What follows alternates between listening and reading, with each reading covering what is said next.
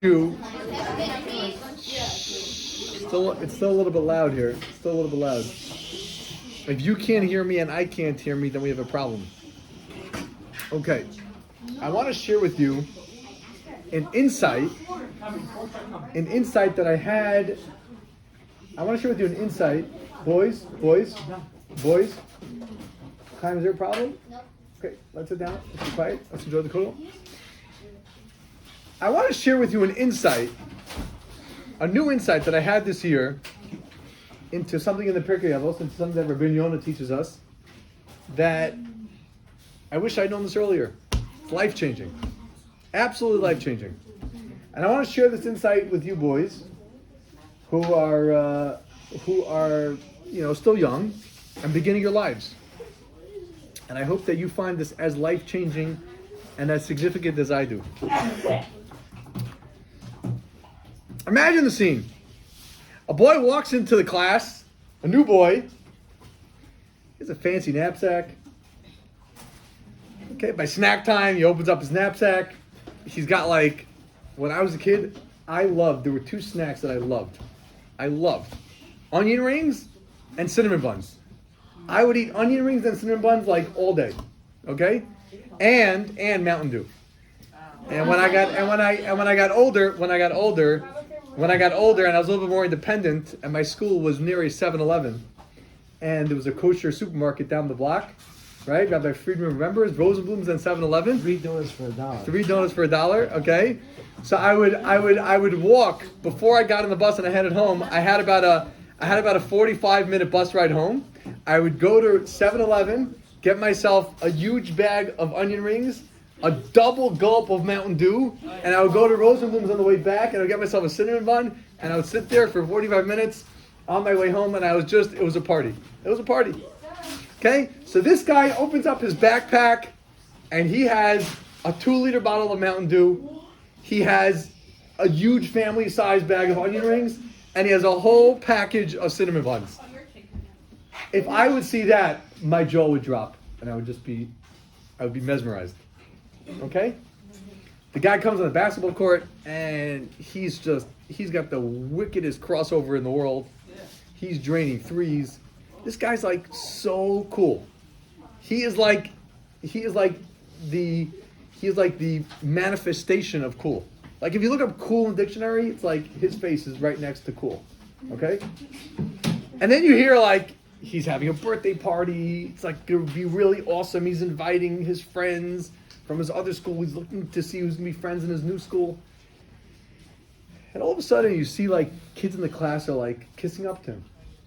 Right? They're kissing up to him. They're trying to get on his good side. Right?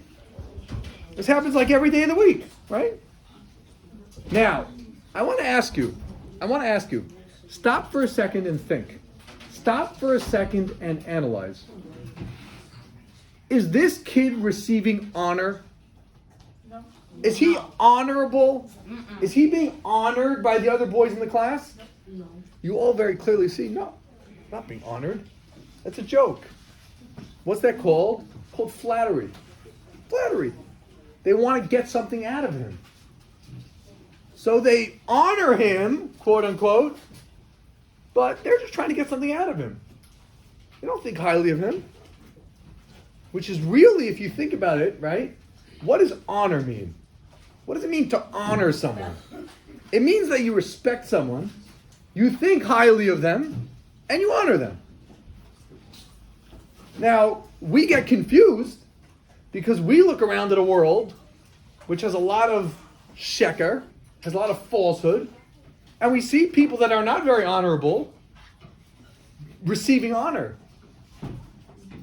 And we see people that are quite honorable not receiving honor. So what is real honor? Who is receiving real honor? I want to tell you an insight that Shlomo Melech said many, many years ago in Mishlei. You want to hear what he said? He said an amazing thing. He said, "Oave Asher Harbe." Everyone loves rich people. And poor people, everyone hates them. Why? It's very simple. Because people don't really love they don't really love the rich person. All they love is themselves. And they think, if I love him, if I honor him, if I do good to him, I'm going to get something from it. This person seems like he's cool. Well, I'll be nice to him, and then I'll be his friend, then I'll be cool by extension. So is that real honor? Garbage. It's not real honor. You know Ben Zoma, who's the rabbi that taught us the first Mishnah in this week's parak? You know what he says? Such a piercing insight. He said, you want to know what real honor is? Do you want to know real honor? You want to know who's really honorable? And this is a hint for people who want to really get honor in life. Because real honor, real honor, that's good. You know what real honor is? Real honor is the reaction to those that honor other people. If you honor someone else, you will receive real honor. Meaning what? Meaning, when you honor somebody else, what does that mean?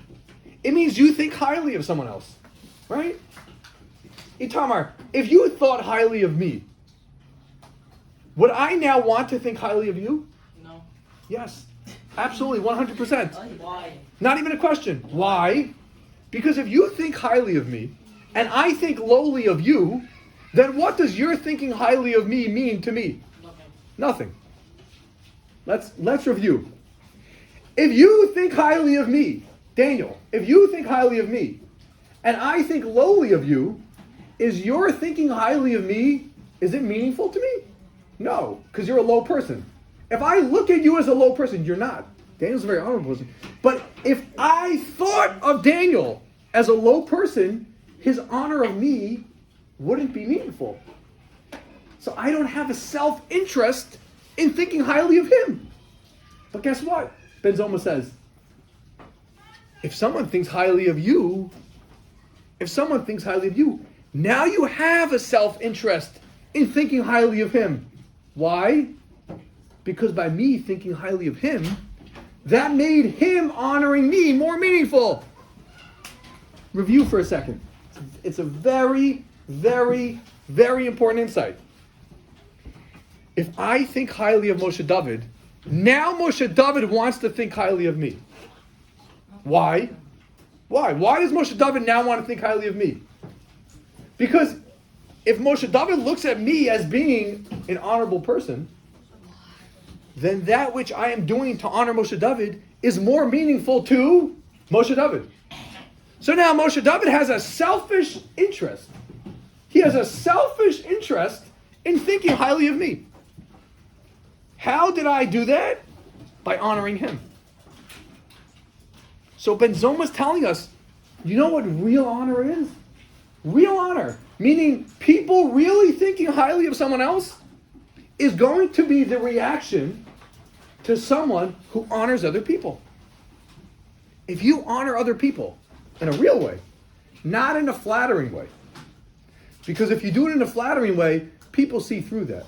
When that kid walks into the room with his big bag of onion rings and his 2-liter bottle of Mountain Dew, and Rabbi Kramer comes bounding over to him and says, "Hey, you want to be my friend?" He sees right through that.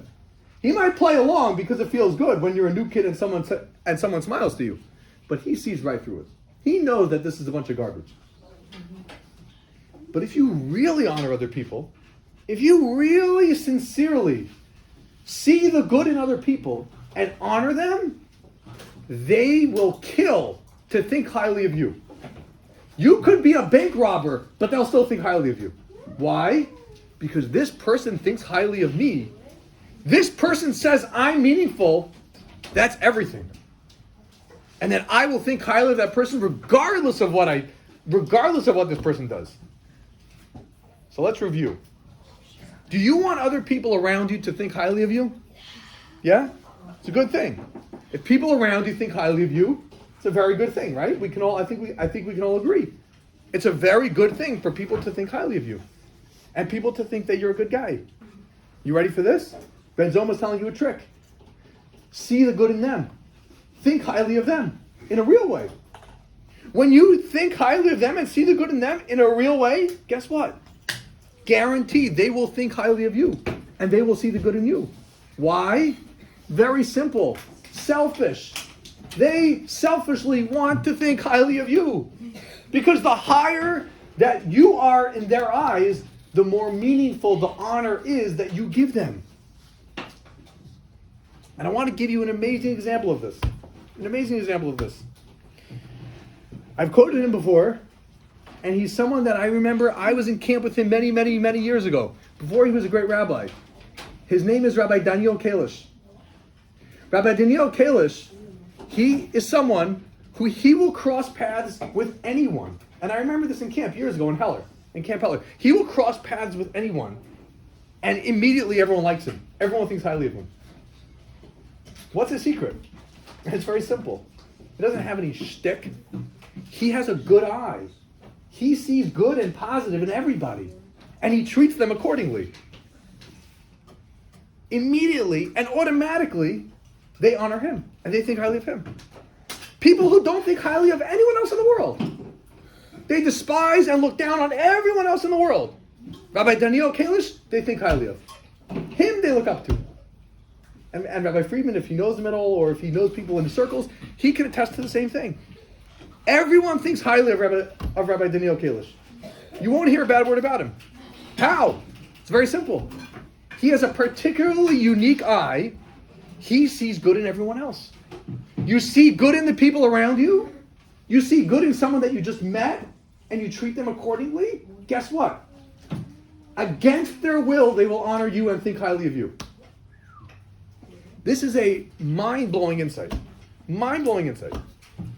And I don't know why I did not see this in the Rabbeinu Yonah many years ago, but Baruch Hashem was Meir Einai, and I came to this insight just a couple of months ago. But again, to review, it's good to be honored, and it's important to be honored in the right way.